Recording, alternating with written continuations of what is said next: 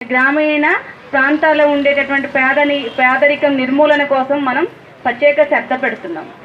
దాదాపు 20 సంవత్సరాలుగా పనిచేస్తున్నాం. కానీ మనకి చూసినప్పుడు మన వేతనాలు కానీ మన జీవన స్థితిగతులు కానీ పరిశీలించినప్పుడు ఎక్కడేసిన గొంగలు అక్కడే అన్నంత చందంగా ఉంది. మనకి గ్రూపుల ద్వారా గతంలో 2000 తీసుకోవాలని చెప్పేసి అన్నారు. ఉమ్మడి రాష్ట్రంలో కూడా మీకు అట్లాగే ఇచ్చారు. అనేక పోరాటాలు చేసిన తర్వాత గ్రూపుల ద్వారా అనేది వచ్చింది. తర్వాత రాష్ట్రాలు విడిపోయినప్పుడు మళ్ళీ మేము తెలంగాణ రాష్ట్రం వస్తే ఆ తెలంగాణ రాష్ట్రంలో టీఆర్ఎస్ అధికారంలోకి వస్తే 5,000 రూపాయలు ఇస్తామని చెప్పేసి అన్నారు. ఈ 5,000 ఇవ్వకపోగా 2,000 ఇవ్వకపోగా పైగా మనం దాదాపు 48 నెలలు 40 నెలలు దాదాపు సమ్మె చేసాం. వేతనాలు లేకుండానే మనం ఉన్నాం. ఆ రకమైనటువంటి గతంలో చేసినటువంటి పోరాటాల ఫలితం కావచ్చు, కొంత వెసులుబాటు ఇస్తూ 3,000 రూపాయలు ఇవ్వడానికి అంగీకరించారు. కానీ ఈ 3,000 ఆ 2,000 కూడా రావట్లేదు గ్రూపుల నుంచి. ఆ 2 ఈ 3 కలుపుకుంటే 5,000 నెలకు 5,000 రూపాయలతో ఎవరైనా బతికే పరిస్థితి ఉందా? సిఐటిగా కేంద్ర కార్మిక సంఘాలుగా మనం ఏమడుగుతున్నామంటే కనీసం ప్రభుత్వ లెక్కల ప్రకారమే చూసినప్పుడు కనీసం బ్రతకడానికి మినిమం బ్రతకడానికి కనీస వేతనం 18,000 రూపాయలు ఇవ్వాలి అని మనం అడుగుతున్నాం. మరి 18,000 రూపాయలు ఇవ్వకపోగా ఈరోజు గౌరవ వేతనం అని పనికి తగినటువంటి పారితోషికాలని చెప్పేసి ముద్దు పేర్లు చెప్తూ 1,000 ఇస్తున్నారు. మధ్యాహ్న భోజన కార్మికులకైతే గౌరవ వేతనం ఎంత 1,000 రూపాయలు, అది 10 నెలలకే ఇస్తున్నారు. మరి మీకు ఇచ్చే 5,000 రూపాయలతో మన ఇల్లు గడుస్తుందా? ఇట్లా చూసినప్పుడు అంటే ఈ ఏదైతే పనికి తగినటువంటి పారితోషికం కానీ గౌరవ వేతనం కానీ లేకపోతే ఇట్లాంటి ముద్దు పేర్లు పెట్టి పనిచేసే దాంట్లో ఎక్కువ మంది మహిళలు పనిచేస్తున్నారు. ఎందుకంటే మహిళలు చాలా బుద్ధిమంతులు, ఓపిక్గా పనిచేస్తారు, ఎంత ఇచ్చినా తీసుకుంటారు, టైం వేస్ట్ చేయరు. ఇప్పుడు మగవాళ్ళంటే కబుర్లు చెప్పుకోవడానికో లేకపోతే సిగరెట్ కాల్చడానికో లేకపోతే ఇంకోటి చేస్తారు. వీళ్ళు క్రమశిక్షణగా పనిచేస్తారు. వీళ్ళ శ్రమని కారు చౌకగా దోచుకోవచ్చు అనేటటువంటి ఒక యాంగిల్ నుంచి మొత్తం కూడా ఈ స్కీములలో పనిచేసేటటువంటి వాళ్ళందరినీ కూడా అత్యధికుల్ని మహిళల్ని నింపింది. మరి మహిళల కోసమే పాటు పడతానని చెప్పేసిన కేంద్ర ప్రభుత్వం కానీ ఈ రాష్ట్ర ప్రభుత్వం కానీ మహిళల కోసం ఏమన్నా చేసిందా? రాష్ట్రం వచ్చింది, రాష్ట్రం రాకముందు ఏం చెప్పారు? చదువుకున్న వాడికి గవర్నమెంట్ కొలువిస్తాం, చదువురన్నటువంటి వాళ్ళకి ఫ్యాక్టరీలో కొలువిస్తాం, మన నీళ్లు మనకి, మన నిధులు మనకి, మన ఉద్యోగాలు మనకని చెప్పేసి చెప్పారు. మన పరిపాలన మనం చేసుకోవచ్చు అని అన్నారు. మనం కూడా అనుకున్నాం మనది మనమే చేసుకుంటే కనీసం పంచపక్ష పరమన్నాలు కాకపోయినా పచ్చడి మెతుకులైన తినడానికి ఆస్కారం ఉంటుంది కదా అని చెప్పేసి అనుకున్నాం. తెలంగాణ రాష్ట్రం సాధించారు. ఈ తెలంగాణ రాష్ట్రం వచ్చిన తర్వాత మరి ఎవరికి ఉపయోగపడింది? ఐకేపీ ఉద్యోగుల జీవితాలు ఏమైనా మారాయా? స్కీమ్ వర్కర్ల ఉద్యోగాలు ఏమైనా మారాయా? ఈ రాష్ట్రంలో ఉండేటటువంటి కార్మిక వర్గం పరిస్థితి ఏమైనా మారిందా? ప్రజల పరిస్థితి ఏమైనా స్థితిగతులు మారాయా అని చెప్పేసి మనం పరిశీలన చేసినప్పుడు ఏ ఒక్కరి పరిస్థితి కూడా మారలేదు. మారకపోగా మరింత అధ్వానంగా తయారైంది. కొత్త కొలువులు అన్నారు, కొత్త కొలువులు లేవు, ఉన్న కొలువులే ఉడబిస్తున్నారు. ఈరోజు ప్రైవేటీకరణ చేయాలని చెప్పేసి అంటే ప్రైవేటీకరణ చేస్తే ఉన్న ఉద్యోగాలు పోతున్నాయా లేదా? మరి ఇక్కడే పక్కనే ఉన్నటువంటి నిజామాబాద్ కానీ అట్లాగే కరీంనగర్, మెదక్ జిల్లాలో కలిపి ఉన్నటువంటి షుగర్ ఫ్యాక్టరీని, నిజాం షుగర్ ఫ్యాక్టరీని మూసేశారు. దానివల్ల వేలాది మంది ఉద్యోగాలు పోయినాయి, వందలాది మంది ఆత్మహత్యలు చేసుకున్నారు. మరి ఎవరికి ఉపయోగపడింది తెలంగాణ? మనకేమైనా ఉపయోగపడిందా? ఏం ఉపయోగపడలేదు. అలాగే భూపాలపల్లిలో బిల్ట్ పరిశ్రమను మూసేశారు.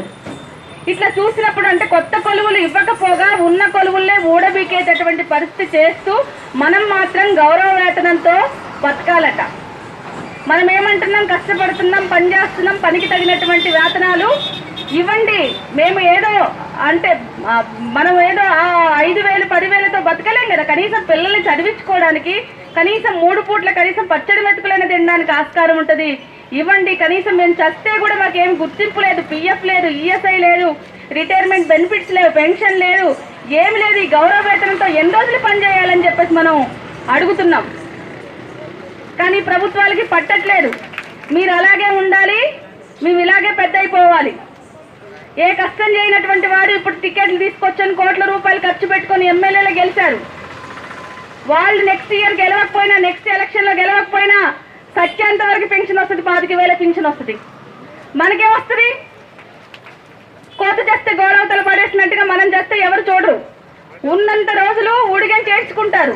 మరి గ్రామీణ ప్రాంతాల్లో మీరే దేవతలు, మీరే దయ్యాలు అదిదని చెప్తున్నారు.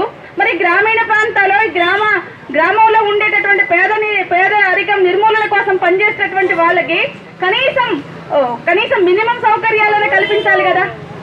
కల్పించకుండా ఈరోజు మొత్తం కూడా అంటే బోట్లు వస్తే మనం కావాలి, ఎందుకంటే డ్వాక్రా గ్రూపులందరినీ మీటింగులు పెట్టి డబ్బులు పంచడానికి కావాలి. వాళ్ళందరినీ తీసుకొచ్చి మీటింగులకు హాజరుపరిచి ఓట్లు వేయించడానికి మనం కావాలి. అంటే మనల్ని కూరలో కరివేపాకులాగా వాడుకుంటున్నారు తప్ప మన సమస్యలు వచ్చినప్పుడు మాత్రం వాళ్ళు సమస్యలను విస్మరిస్తూ మనల్ని కూడా విస్మరిస్తున్నారు. అందుకోసం ఒక్కటే చెప్పాం, గత 5 సంవత్సరాలుగా చూసాం, మళ్ళీ రెండోసారి కూడా గౌరవప్రదంగా మళ్ళీ గవర్నమెంట్ని కట్టబెట్టారు టీఆర్ఎస్కి. ఇప్పటికైనా కూడా సమస్యలు పరిష్కరించే దిశగా ఈ ప్రభుత్వం అడుగులు వేయాలి. ఏమడుగుతున్నాం మనం? గొంతమ్మ కోరికలు అడుగుతున్నామా? తీర్చలేనివా?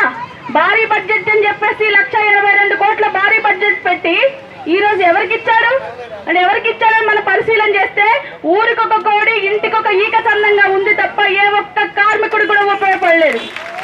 అందుకోసం ఉపయోగపడినటువంటి బడ్జెట్ ఎందుకు ఆ బడ్జెట్ ని సవరించి మనకు కూడా కనీస వేతనం 18,000 రూపాయలు కేటాయిస్తూ బడ్జెట్ ను కూడా పెంచాలి అని చెప్పేసి మనం సిఐటిగా డిమాండ్ చేస్తున్నాం.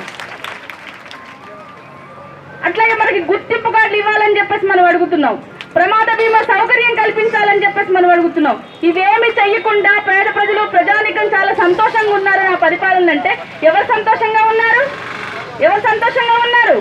ఈ రోజు చూస్తే రోజు రెగ్యులర్ గా ధర్నా చౌక్ లో ధర్నాలు జరుగుతున్నాయి. 15వ తారీఖు స్వచ్ఛ కార్మికులు ఉంది, 18వ తారీఖు మధ్యాహ్న భోజన కార్మికులు ఉంది. వాళ్ళందరూ సంతోషంగా ఉండి హైదరాబాద్ వస్తున్నారా?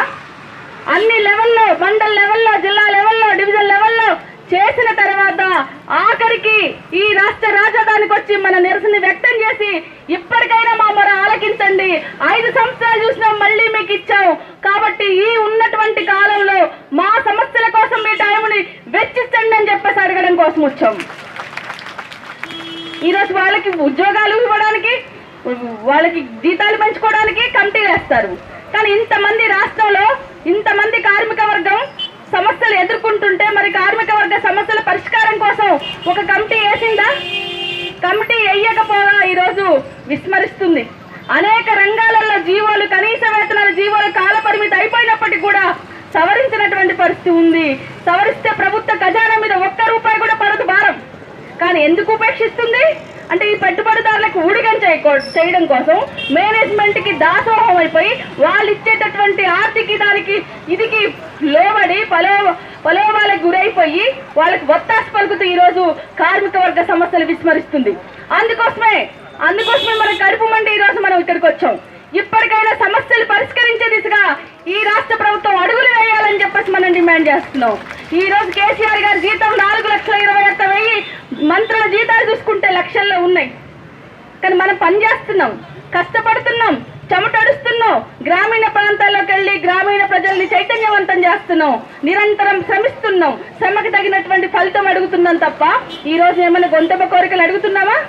4,21,000 అంటే సుమారు రోజుకి 16,000 రూపాయలు పడుతుంది. అంటే ఐకేపీ ఉద్యోగస్తురాలు ఎన్ని రోజులు పనిచేయాలి? ఎన్ని రోజులు? దాదాపు 5 నెలల పైసలకు పనిచేయాలి. 5 నెలల జీతం వాళ్ళ ఒక్కరోజు జీతంతో సమానం.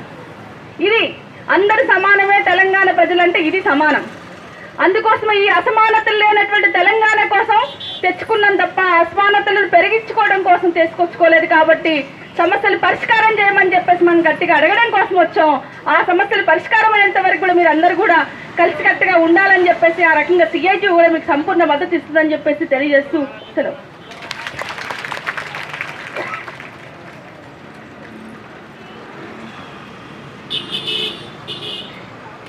మరి ఇక్కడ ఐకేపీ వేళ రాష్ట్ర ధర్నా జరుపుతున్నాం అక్క, మాకు టైం ఇవ్వండి అంటే అనగానే